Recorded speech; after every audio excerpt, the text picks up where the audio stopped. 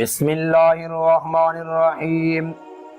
حضرت عمر رضی اللہ تعالیٰ عنہ سب سے زیادہ انصاف کرنے والے تھے، اس لیے تو ایک مورخ انگریز نے اپنی کتاب کے اندر لکھا ہے کہ یہ تو ایک عمر تھا، اگر اسی طرح اللہ پاک اور ایک عمر دنیا میں پیدا کر دیتا اور وہ دنیا میں آ جاتا تو پوری دنیا کے اندر اسلام پھیل جاتا۔ حضرت عمر رضی اللہ تعالیٰ عنہ کے عدل و انصاف کا ایک قصہ میں آپ کو بتاتا ہوں کہ حضرت عمر رضی اللہ تعالیٰ عنہ کیسے عدل و انصاف کرنے والے تھے۔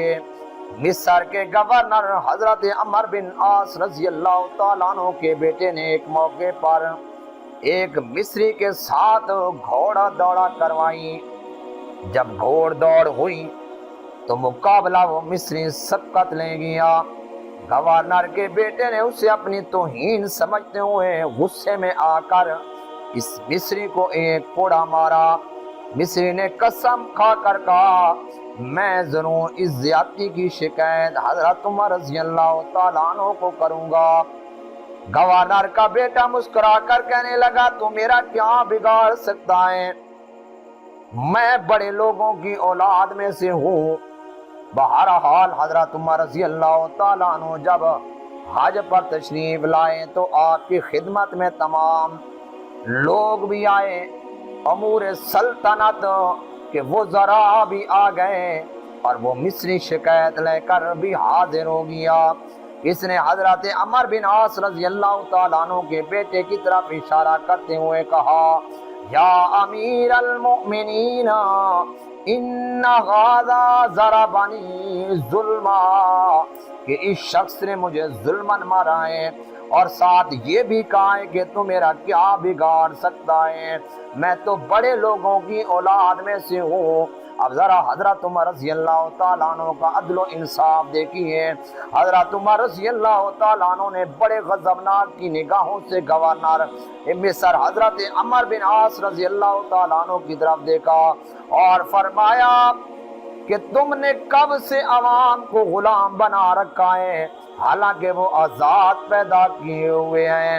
پھر آپ نے شکایت لگانے والے کو اپنا درہ دیتے ہوئے فرمایا اضرب بحابنا الاکر اکرمین کما ضربکا، کہ تو بھی اس کو اسی طرح مار لے جس طرح اس نے تجھے مارا تھا۔ چنانچہ آپ نے فوری طور پر جمع عام میں بدلہ دلوایا اور فرمایا حق تو یہ بنتا ہے کہ اس کے والد کو بھی مارا جائے جس نے اس کی صحیح تربیت نہیں کی اور وہ غرور میں مبتلا ہو گیا۔ میری بات کہنے کا مقصد یہ ہے، سنانے کا مقصد یہ ہے کہ حضرت عمر رضی اللہ تعالی عنہ نے تمام مجمع کے سامنے اس مصری کو اپنا کوڑا دیا، اپنا درہ دیا اور فرمایا اسی طرح مار جس نے اس طرح مارا ہے۔ آپ نے یہ نہیں کہا کہ یہ تو گورنر کا بیٹا ہے آپ اس کو معاف کر دیں، یا آپ نے گورنر کے ساتھ نہیں دیا، آپ نے عمر بن عاص رضی اللہ تعالیٰ عنہ کا ساتھ نہیں دیا، اس کے بیٹا کا ساتھ نہیں دیا، بلکہ اللہ اور اللہ کے کو نبی صلی اللہ علیہ وسلم کے ارشاد مبارک کو سامنے رکھتے ہوئے آپ نے فوراً انصاف کیا اور فرمایا کہ حق تو یہ بنتا ہے کہ اس کے باپ کو بھی مارا جائے کہ جس نے اس کی اس طرح کی تربیت کی ہے۔ تو حضرت عمر رضی اللہ تعالیٰ عنہ کے عدل و انصاف کا یہ ایک قصہ تھا۔